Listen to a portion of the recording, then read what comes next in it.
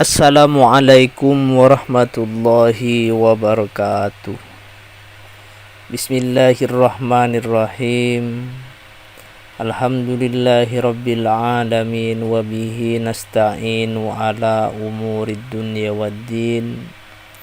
Wassalatu wassalamu ala ashrafil anbiya'i wal mursalin, Sayyidina Muhammadin wa ala alihi wa sahbihi ajmain, amma ba'du. Anak-anakku semuanya, saya berharap bahwa hari ini kalian semua dalam keadaan sehat walafiat dan selalu dijaga oleh Allah Subhanahu wa ta'ala. Sebelum pembelajaran sejarah kebudayaan Islam hari ini kita mulai, mari kita awali dengan pembacaan suratul Fatihah dengan harapan apa yang akan kita pelajari nanti menjadi ilmu yang barokah dan bermanfaat kepada kita semua. Ala hadhihi niyyah bi barakatil Fatihah. A'udzu billahi minasyaitonir rajim. Bismillahirrahmanirrahim. Alhamdulillahi rabbil alamin arrahmanir rahim maliki yaumiddin. Iyyaka na'budu wa iyyaka nasta'in. Ihdinas siratal mustaqim, siratal ladzina an'amta 'alaihim ghairil maghdubi 'alaihim waladdallin. Amin.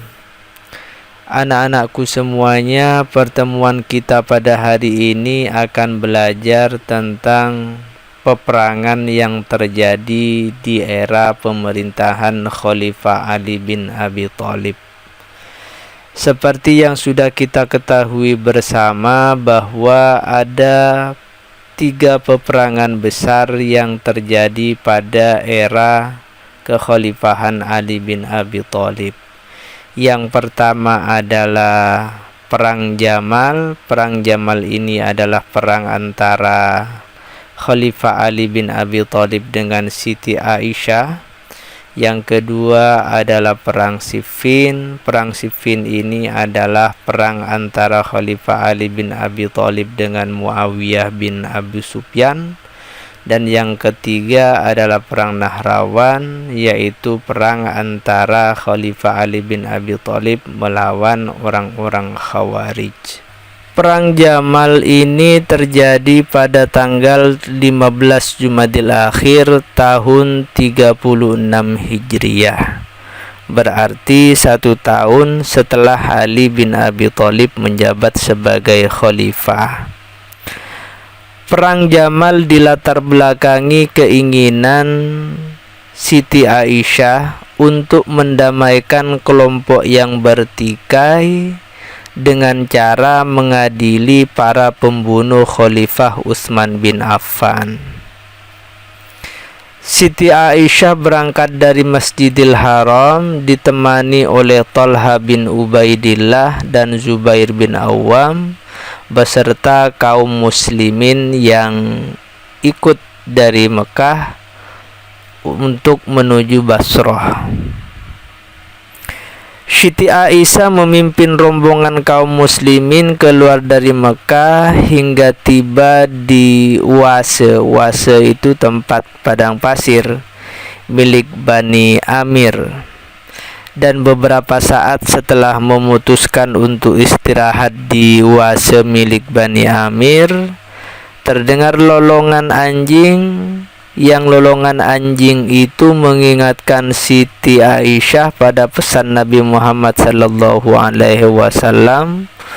bahwa salah satu tanda untuk Siti Aisyah adalah ketika terdengar lolongan anjing di Hawab. Mendengar lolongan anjing ini, Siti Aisyah bertanya kepada orang-orang di sekitarnya tentang siapakah pemilik Wase ini. Orang-orang di sekitar Siti Aisyah menjawab bahwa mereka sedang berada di Wase Hawab milik Bani Amir.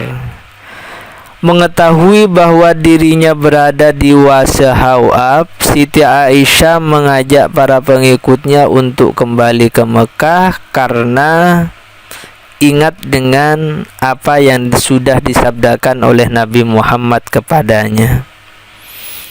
Akan tetapi beberapa pengikutnya mendesak Siti Aisyah untuk tetap melanjutkan perjalanan sampai tujuannya untuk mendamaikan pihak yang bertikai itu tercapai. Mendapat informasi bahwa Siti Aisyah berada di Basrah, wali kota Basrah yang ketika itu dijabat oleh Utsman bin Hanif mengutus Amr ibnu al-Hashsin dan Abu Aswad ad-Du'ali untuk menanyakan maksud kedatangan Siti Aisyah beserta pasukannya. Siti Aisyah mengatakan bahwa kedatangannya adalah untuk mendamaikan kelompok yang sedang bertikai dan menuntut para pembunuh Khalifah Utsman untuk diadili.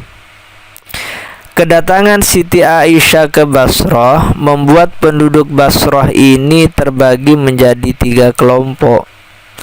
Kelompok pertama adalah kelompok yang mendukung gerakan Siti Aisyah dan memilih bergabung dengan kelompok Siti Aisyah. Kelompok kedua adalah kelompok yang mengikuti Gubernur Basrah Utsman bin Hanif dan menentang gerakan Siti Aisyah. Sedangkan kelompok yang ketiga adalah kelompok yang menepi dari kelompok Siti Aisyah dan juga kelompok Utsman bin Hanif. Kelompok yang ketiga ini memilih netral, tidak berpihak kepada Siti Aisyah ataupun kepada Gubernur Basrah. Kemudian Siti Aisyah melanjutkan perjalanannya sambil mengajak kaum muslimin untuk ikut bergabung dengan mereka. Sehingga rombongan pasukan Siti Aisyah ini beberapa kali dihadang oleh pasukan Utsman bin Hanif sehingga terjadi beberapa keributan-keributan.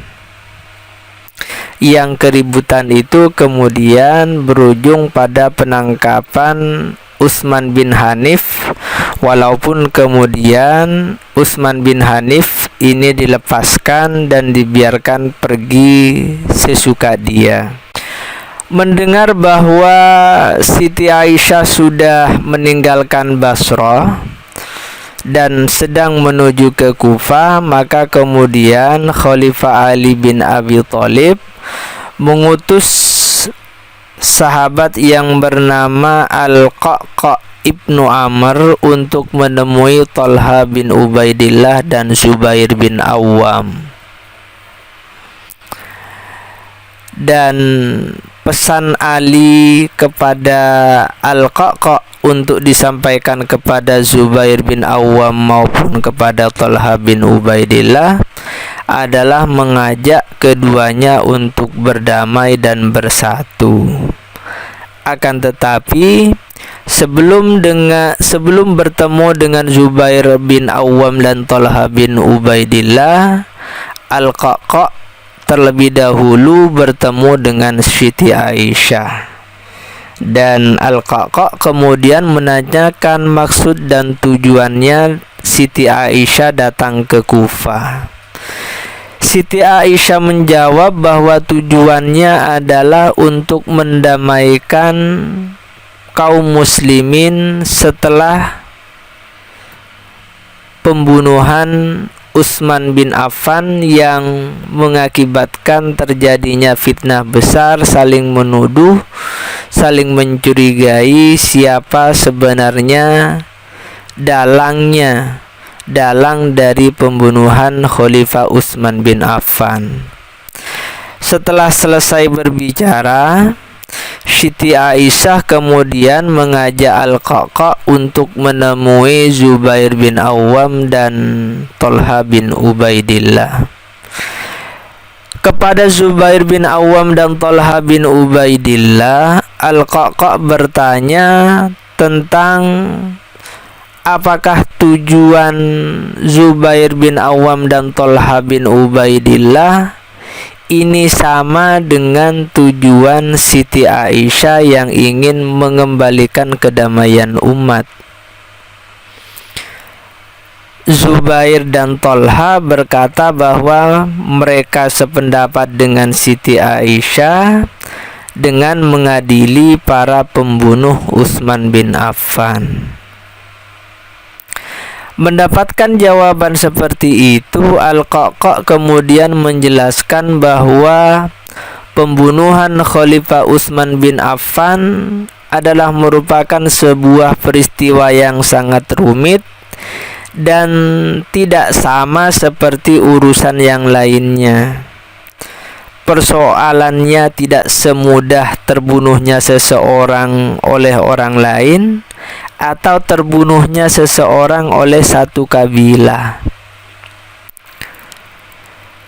Siti Aisyah beserta Zubair dan Thalha sepakat dengan penjelasan Al-Qa'qa' dan juga sepakat dengan konsep perdamaian yang ditawarkan. Konsep perdamaian yang disepakati antar mereka diminta untuk disampaikan kepada Khalifah Ali bin Abi Thalib. Konsep perdamaian yang disepakati antara Al-Qa'qa' dengan Siti Aisyah yang juga melibatkan Zubair bin Awam dan Thalha bin Ubaidillah ini membuat Siti Aisyah puas dan bahagia karena merasa bahwa perdamaian dan persatuan umat sudah hampir akan terlaksana seperti yang dia inginkan. Begitupun di pihak Ali bin Abi Thalib merasa senang karena Al-Qa'qa' berhasil menjalankan misi dan pesannya yang mengajak Zubair bin Awam dan Thalha bin Ubaidillah untuk berdamai dan kembali bersatu. Untuk menindaklanjuti kesepakatan damai antara Ali bin Abi Thalib dengan Siti Aisyah, kedua belah pihak saling mengirim utusan untuk merundingkan poin-poin perdamaian dan sepakat untuk meletakkan senjata. Dan Ali bin Abi Thalib memutuskan untuk berangkat bersama kaum muslimin untuk merundingkan perdamaian dengan Siti Aisyah. Sesampainya di pinggiran kota Basrah, Ali bin Abi Thalib mengutus Abdullah bin Abbas, sementara Zubair dan Thalha mengutus Muhammad bin Thalha.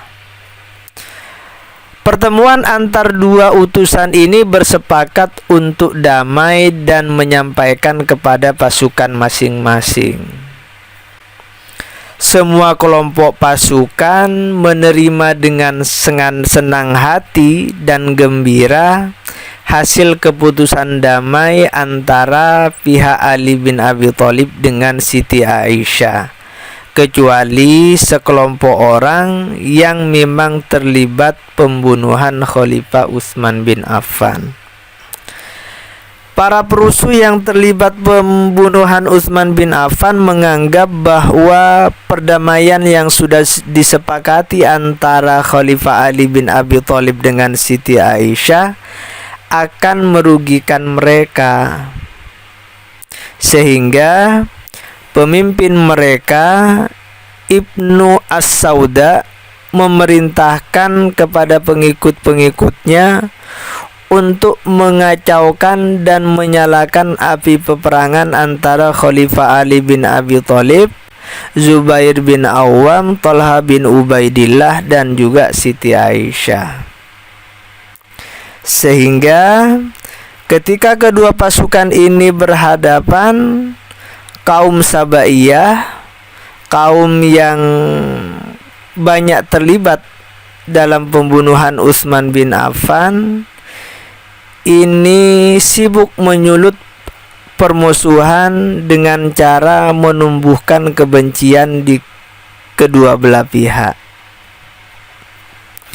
sehingga kekacauan dan pertikaian antar dua pasukan ini terjadi dan kedua belah pihak saling menyerang dan terlibat dalam peperangan.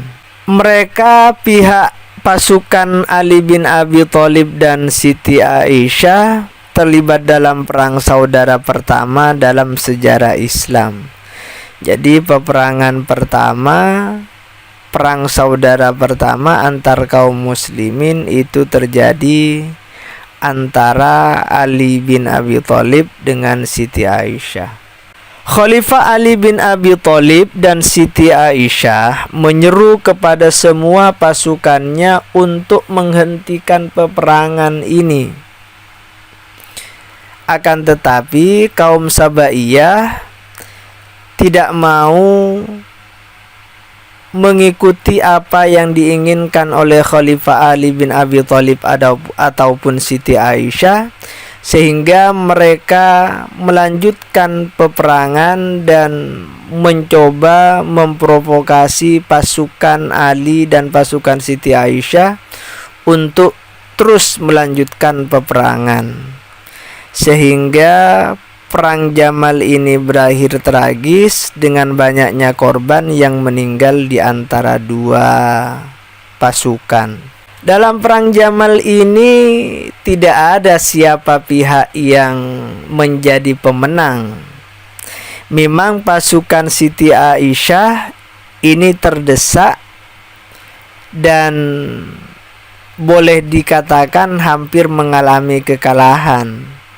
Akan tetapi yang sebenarnya adalah tidak ada pihak yang menang ataupun pihak yang kalah, karena semuanya sama-sama kalah dengan banyaknya korban berjatuhan akibat perang yang terjadi antara Siti Aisyah dengan Khalifah Ali bin Abi Thalib.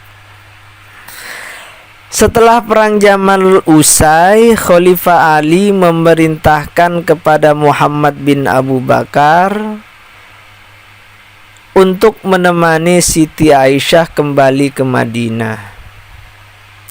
Sedangkan gelar Ummul Mukminin yang artinya ibunya orang-orang mukminin, orang-orang mukmin yang dimiliki Siti Aisyah tidak dicabut dan tetap melekat pada istri Rasulullah ini. Peperangan ini dinamakan dengan Perang Jamal karena Siti Aisyah menunggangi seekor unta. Jadi Jamal itu artinya unta. Dan perang antara Siti Aisyah yang menunggangi unta itu kemudian menjadi sesuatu yang khusus, sehingga peperangan ini disebut dengan Perang Jamal. Thalha bin Ubaidillah dan Zubair bin Awam ikut wafat terbunuh dalam peperangan ini. Sekian pembelajaran kita pada hari ini, semoga bermanfaat. Mari kita tutup dengan pembacaan suratul Fatihah. Mudah-mudahan kalian semua menjadi orang-orang yang sukses, menjadi orang-orang yang bisa membahagiakan kedua orang tua kalian.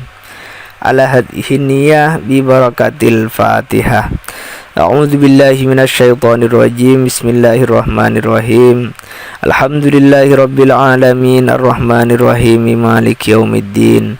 Iyyaka na'budu wa iyyaka nasta'in. Ihdinas siratal mustaqim, siratal ladzina an'amta 'alaihim ghairil maghdubi 'alaihim waladdallin. Amin.